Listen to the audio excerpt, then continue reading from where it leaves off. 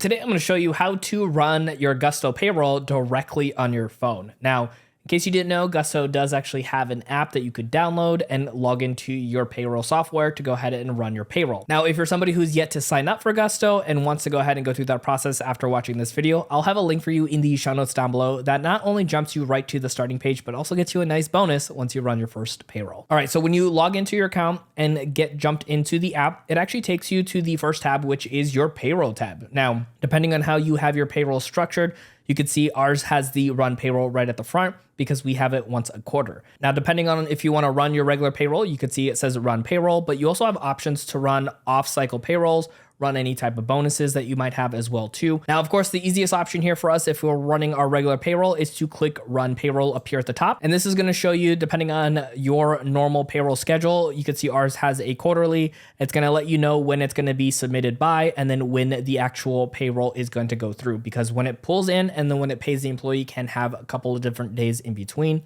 You can see the total amount over here for us. If we toggle down, it lets us know the hours worked. Now, for us, we don't have to plug any hours in because this is a salaried employee. So that's going to be all pretty much plugged in for us on the back end under the people tab as well.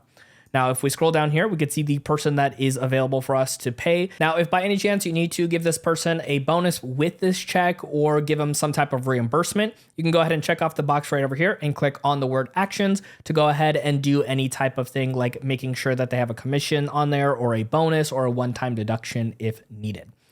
Now, once all that is taken care of here, you can just scroll down a little bit more where you see review summary and click on this. And then right over here in the review summary, this is really critical, making sure that everything looks good. It's to, cross your T's and dot your I's.